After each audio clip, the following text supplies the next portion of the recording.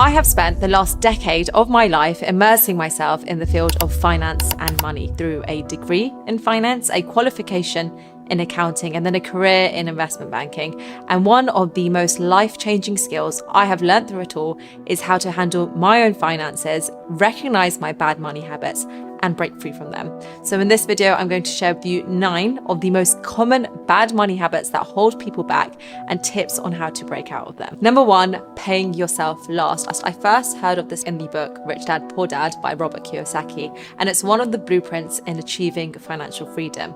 Robert explains that the way people pay their bills can be broken down into 2 types.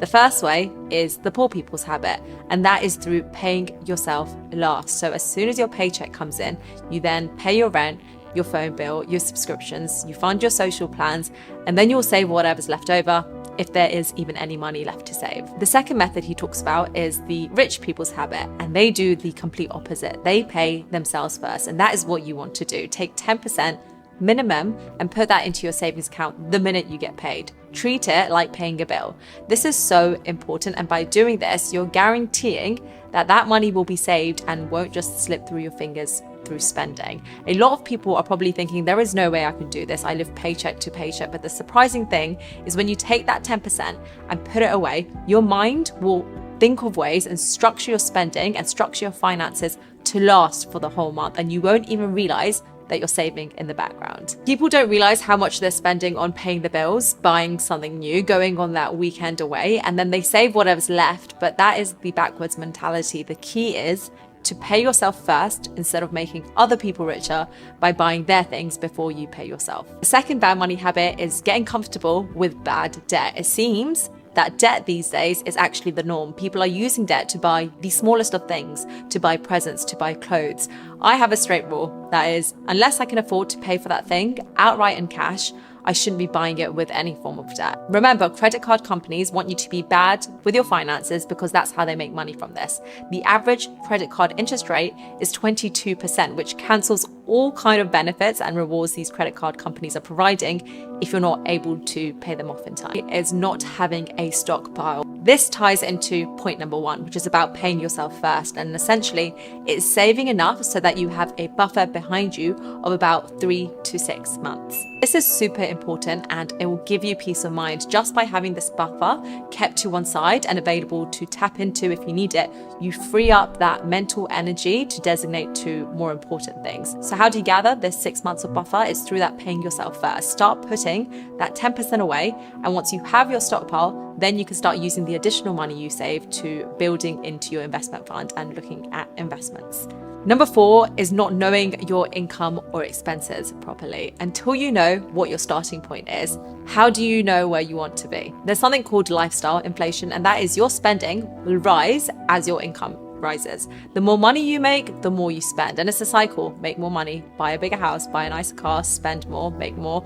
And it's crazy how normal this is, but it is a recipe for disaster. You want to be in control of your finances and mapping out where things are going. A budget tracker is super important, and you want it to include how much you're making, how much you're paying yourself first, that 10% we spoke about, your expenses, so your bills, your mortgage, your rent, your spending, your debt repayments, and so on. And you want to be keeping on top of that budget tracker. At least every 3 months, set a date night with the tracker. People who know exactly where they are financially, they know their assets, they know their liabilities, they have a clear goal on where they want to go financially and all the steps they need to take to get there, are more likely to get a lot of money and build wealth compared to people who just fantasize about money but have no idea how to go about it, how they plan to acquire it, or how to manage it. Just being mindful of this stuff and seeing those numbers in black and white will trigger you into action. 5th bad money habit is having expensive hobbies. A lot of people like to shop, and I guess, part of this is retail therapy. But again,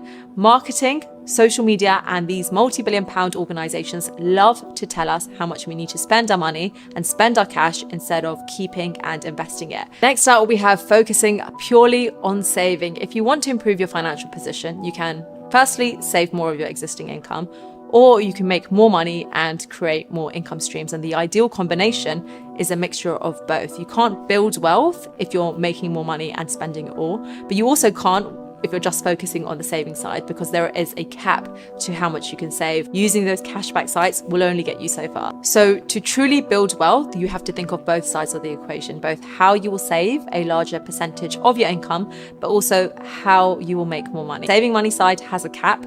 The making money side does not. It's infinite. There is unlimited potential upside, whether it's investing in the stock market, asking for a pay rise, starting a side hustle. You want to break the bad money habit of thinking that saving money is going to massively increase your wealth. Number 7, paying too much in taxes. Taxes are going to be the single biggest expense in your life. Whilst everyone has to pay tax, a lot of people just pay it without considering how you can legally reduce your bill. Legally is the key word here. The wealthy, they have knowledge of illegal corporate structures that come with tax advantages. They hire tax advisors that help them minimize their tax bill. So if you want to get one step ahead, one of the best ways to increase your wealth is through understanding tax rules in a way that stack up in your favor.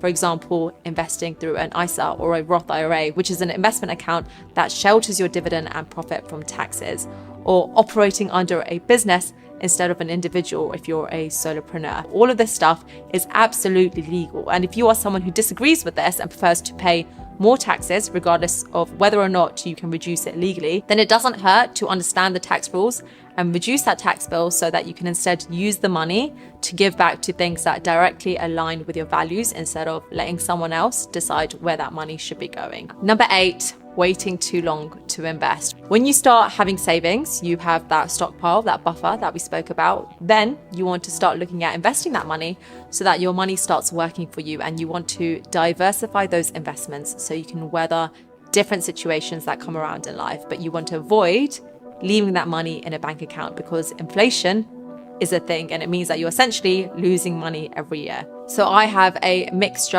of safe investments, of riskier investments that I'm willing to lose as well. Start looking at different investment strategies once you've saved up enough. Don't leave any additional money, more than you need to, in a bank account. There's always going to be reasons why you can't invest, because you don't have time, you don't have enough money, you don't know where to start. But the longer you put off investing, the harder you will have to work to get that same level of financial freedom as someone who starts investing earlier. It may just be finding the right person or the right tools that help you resonate with your finances in a way that most appeals to you, whether that's through an employee perspective, an entrepreneur perspective, someone who is a less of a risk taker, someone who is more of a risk taker, but there will be someone who kind of matches your investing style more closely.